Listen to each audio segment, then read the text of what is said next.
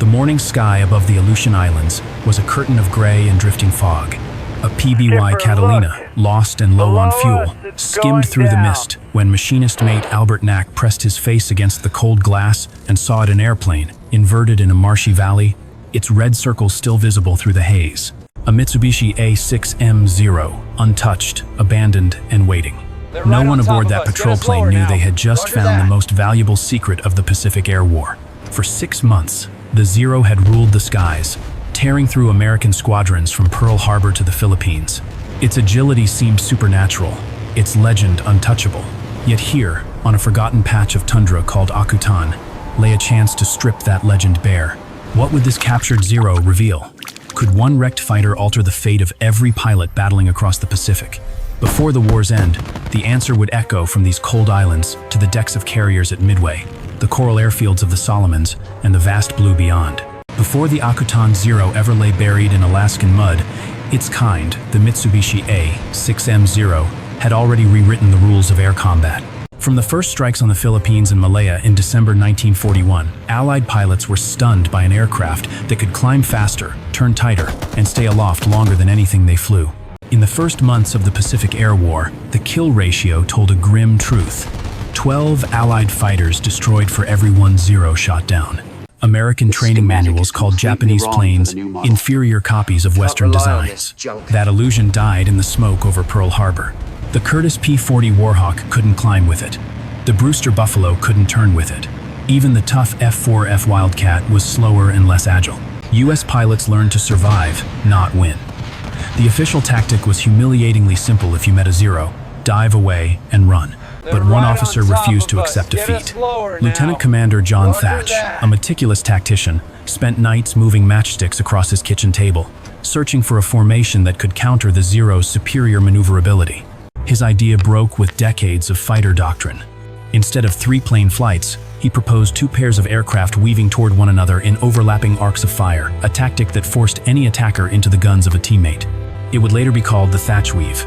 When the Battle of Midway erupted in June 1942, Thatch and his F-4F Wildcat division finally put the maneuver to the test. Facing more than 20 Zeros over the carrier fleet, his 4-plane group held formation as pilots radioed warnings and turned into the oncoming enemy. The pattern worked. 1 Zero after another flew into crossing bursts of gunfire. Thatch shot down 3. His wingman claimed 1 more. It wasn't victory yet, but it was proof. Brains could counterbalance. The Mitsubishi A6M Zero was not invincible. It simply obeyed physics that America hadn't yet understood. All it would take was a single intact specimen to reveal those laws in full. That chance was coming from a fog-shrouded island called Akutan. On June 4th, 1942, the same morning, Thatch fought for his life near Midway. Another battle unfolded far to the north. Japanese bombers and fighters struck Dutch Harbor in the Aleutian Islands, a diversion meant to lure American attention away from Midway.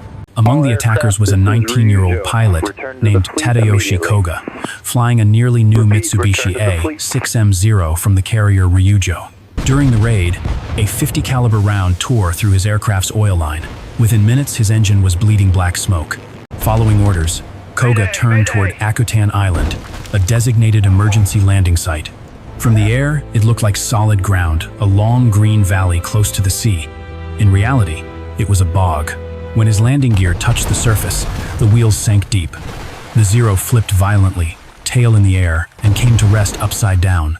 Koga's neck broke instantly. His 2 wingmen circled helplessly above. They were ordered to destroy any downed Zero, but neither could bring himself to strafe the wreck that might contain a living comrade.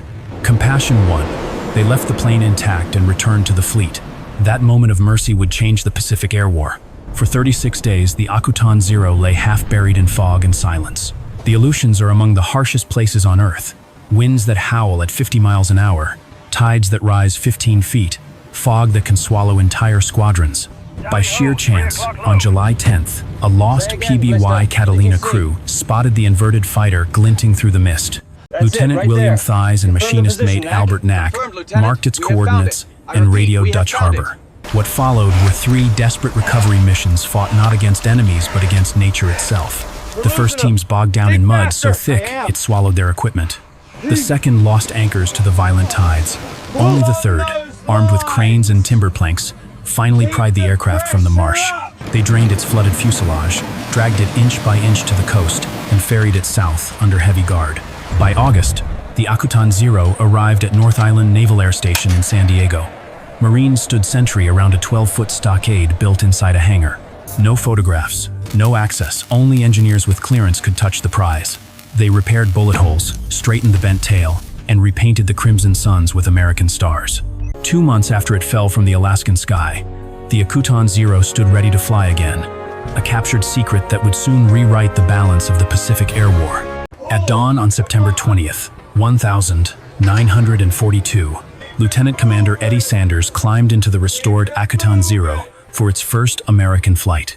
The hangar doors at North Island swung open, sunlight flashing across the blue circle and white star now painted where Japan's rising sun once burned. The engine coughed, caught, and smoothed into a high, sharp whine. It was the sound of a mystery about to unravel. Sanders lifted off within seconds. The Mitsubishi A6M Zero leapt forward like it had been waiting to fly again. He felt its lightness, its precision, its impossible climb. But as he pushed through 180 knots, something changed. The controls began to stiffen. At 200 knots, the ailerons froze solid. The Zero could no longer roll. Sanders pulled with both hands. The stick barely moved. That single flaw aileron lockup was a revelation. Above that speed, the once invincible Zero became rigid and vulnerable. He dove and tested again. This time, he pushed the nose over into a negative G dive. The engine sputtered, coughed, and died. Another secret exposed: the float-type carburetor starved of fuel under negative acceleration. Flight after flight, Sanders filled notebooks with data: maximum speed, climb rates, roll asymmetry, structural lightness. He confirmed that the Zero rolled easier left than right, and that its fragile aluminum skin offered no armor or self-sealing tanks.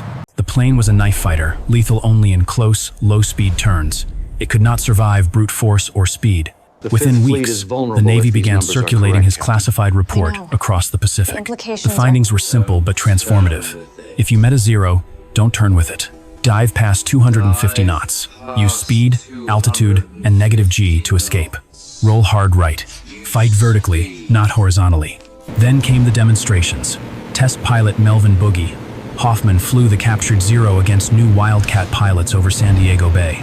At low speeds, he could outturn them with ease. At high speed, the Zero froze helplessly as the Americans rolled and climbed away. Hundreds of trainees watched those lessons in the sky, seeing theory made flesh. They learned to use speed as a weapon, not fear it.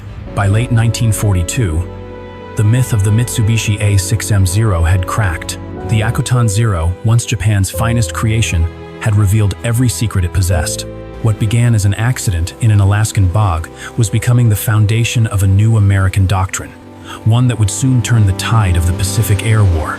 In the months that followed the Aleutian Zero's first flight, a quiet revolution spread through the U.S. Navy and Marine Corps. What began as a secret report from North Island became living doctrine across the Pacific. Hundreds of pilots rotated through the training program, flying mock dogfights against Melvin Boogie Hoffman's captured Zero. They saw its agility at low speed, its paralysis above 200 knots, its helplessness under negative G dives. The lessons were burned into memory long before they reached the front. Even squadrons still flying the older F-4F Wildcat began to hold their own. Without waiting for new aircraft, pilots used energy tactics, diving attacks, right roll escapes, and rapid climb-outs. The thatch weave combined perfectly with these discoveries, allowing pilots to cover each other while exploiting the Zero's stiff controls. By early 1943, kill ratios that had once favored Japan 12-1 had flipped nearly even. Within 6 months, Americans were shooting down more Zeros than they were losing. To the Japanese, the reversal was bewildering. They saw new enemy fighters. Hellcats, Corsairs, Lightnings, and assumed technological superiority had overtaken them. What they never realized was that even the same Wildcat pilots who had once fled in panic were now hunting with precision. The knowledge from the Aleutian Zero had rewritten instinct itself. Across the Pacific Air War, this change was unmistakable.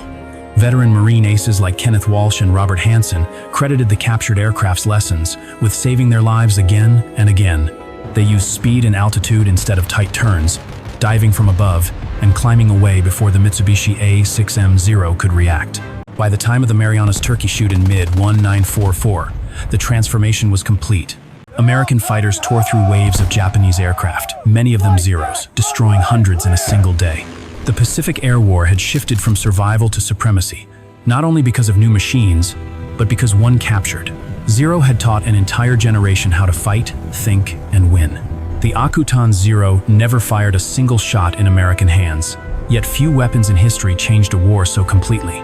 From a bog in the Aleutian Islands to the hangars of North Island, its journey traced the thin line between chance and destiny. What began with a single pilot's death became the foundation for every victory that followed. Lieutenant Commander Eddie Sanders, who first flew the aircraft, called it remarkable at low speed, but fragile when pressed. Admiral John Thack later said the captured Zero ended its own legend. After Akutan, it was just another airplane with known weaknesses. Historians would agree. The knowledge it provided cost Japan the air superiority it had enjoyed since 1941. But the story's heart is not only mechanical, it is human. It lies in the compassion of Koga's wingmen, who disobeyed orders rather than destroy their comrades' aircraft. In the patience of the recovery teams who fought mud and tide for days. In the quiet discipline of engineers who rebuilt the fighter piece by piece. And in the instructors who risked their lives flying it so others might live. By 1945, the Mitsubishi A6M Zero was obsolete. Not because it was poorly built, but because its secrets had been understood. Knowledge, not numbers, had become America's greatest weapon in the Pacific Air War.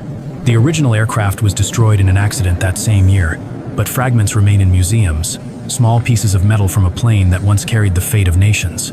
Somewhere beneath the fog and wind of Akutan, the story still echoes a reminder that wars are not won only by strength, but by the courage to learn. If this story of the Akutan Zero moved you, share your thoughts below. What lesson do you think endures from that forgotten island? And which moment of history should we explore next in our journey through the battles that shaped our world?